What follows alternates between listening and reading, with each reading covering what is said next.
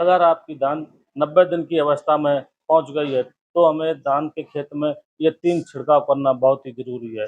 इन तीनों छिड़काव में आप किसी का एक का भी छिड़काव कर देते हैं, तो आपकी धान की पैदावार लगभग 10 से 20% बढ़ जाएगी। किसान साथियों, मैं आपका ज़्यादा समय ना लेते हुए वीडियो की शुरुआत करता हूँ और आपको बताता हूँ कि धान के खेत में हमें कौन से छिड़काव, कौन से समय में, कितनी मात्रा में करने चाहिए और कैसे करने चाहिए। किसान साथियों, जब आपकी धान 90 दिन की अवस्था में पहुँचती है, उस समय हमें ये देखना चाहिए हमारे धान के खेत में पानी पर्याप्त मात्रा में होना चाहिए, क्योंकि किसान साथियों 90 दिन की अवस्था में बाली निकलना आरंभ हो जाती है और जब धान के खेत में बाली निकलती है, तो हमें धान के खेत में पानी की बहुत ही अति आवश्यक ज़रूरत होती है।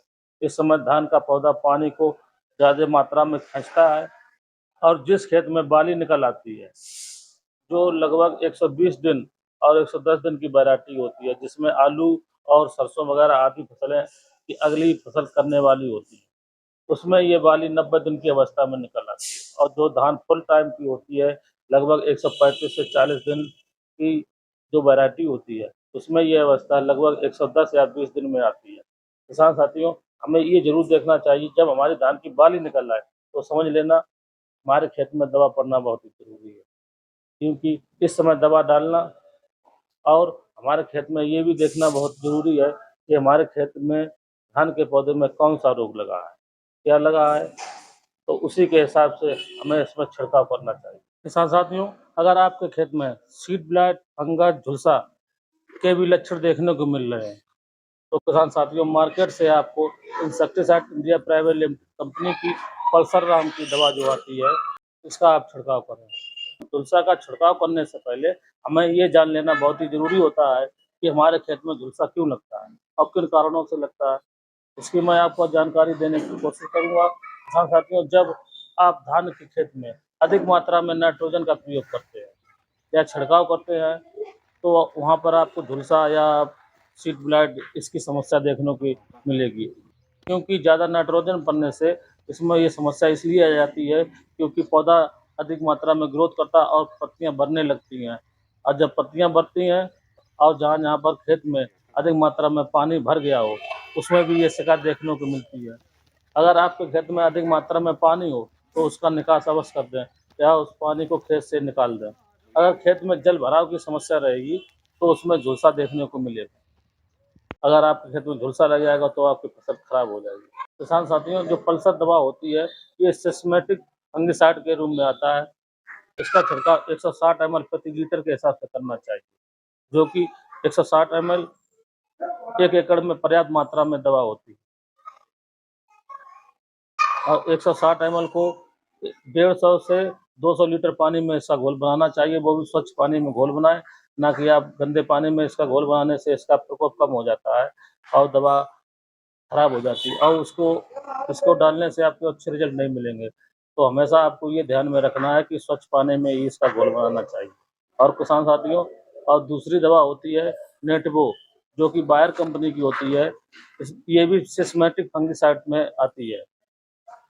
सिस्टमैटिक फंगिसाइड यानी कि दवा खेत में या पत्तियों में पड़ने के बाद ये पूरे पौधे में काम करने लगती है और इसका असर 30 से 40 दिनों तक रहता है और इस दवा का प्रयोग खेत में सिर्फ एक बार करना चाहिए। और किसान साथियों, तीसरी दवा जो कि अडामा कंपनी की कस्टोडिया नाम से आती है, ये भी एक बहुत ही अच्छी दवा है। इसका भी प्रयोग अधिकतर किसान करते हैं और मैंने स्वयं अपने खेत में इसका प्रयोग करके देखा है। इसके बहुत ही अच्छे रिजल्ट देखने को मिलते हैं।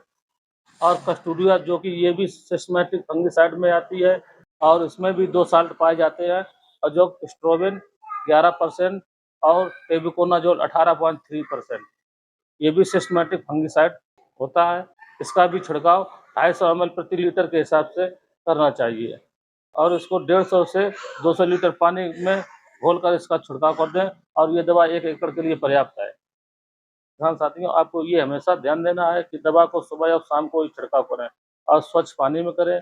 अगर आप गंदा पानी यूज़ करते हैं, तो ये दवा उतनी अच्छी काम नहीं करेगी। इन तीनों दवाओं में से किसी एक दवा का प्रयोग करें, क्योंकि एक ही दवा पर्याप्त है। अगर आप ज़्यादा मात्रा में ज़्यादा दवा डालेंगे, तो आपको फसल की भी हानि होगी और उसका उतना अच्छा रिज़ल्ट देखने को नहीं मिलेगा और आपकी पैदावार भी कम होगी। अगर आप ये दवा समय से डाल देते हैं, तो आपके खेत में झुलसा का प्रकोप बिल्कुल भी देखने को नहीं मिलेगा और धान की पैदावार बहुत ही अच्छी होगी।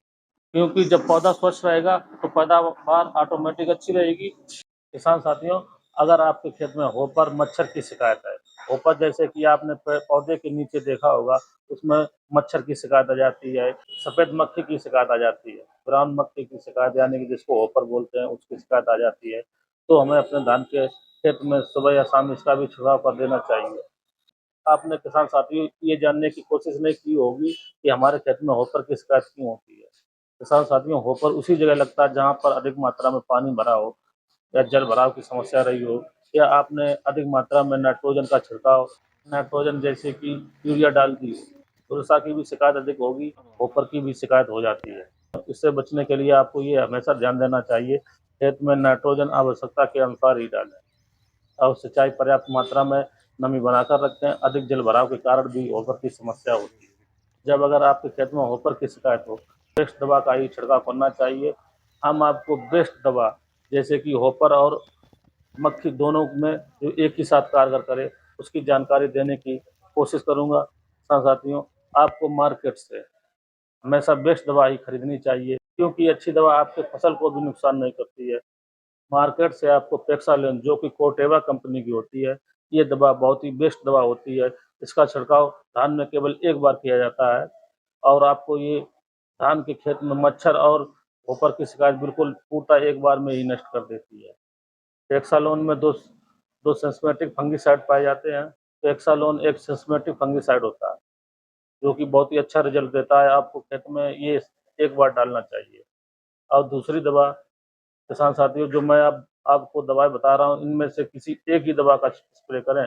आप तीनों दवा का स्प्रे ना करें, क्योंकि एक ही दवा आपके खेत के लिए पर्याप्त है। और दूसरी दवा जो कि ओसिन होती है, ये पीआई कंपनी की होती है। इस दवा का भी प्रयोग आपको धान में केवल एक ही बार करना है। इसकी मात्रा 80 से 100 ग्राम प्रति एकड़ के हिसाब से इसको स्वच्छ पानी में घोल बनाएँ और इसका भी छिड़काव कर सकते हैं। किसान साथियों, और तीसरी दवा चेस, जो कि सिजेंटा कंपनी की आती है, ये भी धान के लिए बहुत ही अच्छी दवा है। इसका भी प्रयोग धान में अब बहुत ही अधिक मात्रा में किया जाता है, क्योंकि धान के लिए ये तीनों दवाएँ बहुत ही बेस्ट मात्रा में होती है। इसका भी छिड़काव धान में केवल एक ही बार करें। इसकी भी मात्रा 100 से 120 ग्राम प्रति एकड़ के हिसाब से घोल बनाकर इसका भी छिड़काव करें। किसान साथियों, इन तीनों दवाएँ जो हमने आपको कीटनाशक के बताई हैं, इनमें से किसी एक दवा का छिड़काव ले लें। आप एक दवा ही आपके खेत के लिए पर्याप्त है। इन तीनों दवाओं में से एक दवा आपके खेत में मच्छर और होपर की शिकायत खत्म कर देगा, जो लगभग आपको 20 से 30 दिनों तक इसका असर देखने को मिलेगा। अगर आपके खेत में पत्ता लपेटा और तना छेदक की भी शिकायत है, तो हमें आपको इसी के दवा के साथ कोराजीन या इमामेक्टिन बेंजोएट का भी छिड़काव कर देना चाहिए, तो हमें दोबारा इसका छिड़काव करने की आवश्यकता नहीं होगी। किसान साथियों, जो हमने झुलसा, होपर और सुंडी की दवा जो बताई है, इसका छिड़काव अगर हो सके तो अलग-अलग करें, अन्यथा इसका अलग-अलग घोल बनाकर, जैसे कि झुलसे की दवा का घोल अलग बाल्टी में बना लें और होपर की शिकायत हो, मक्खी की शिकायत वाली दवा का घोल अलग बना लें और पत्ता लपेटे सुंडी का घोल अलग बना लें। इनको इन तीनों दवाओं का घोल अलग-अलग बाल्टियों में बनाकर रखें और टंकी में एक साथ मिलाकर डाल दें।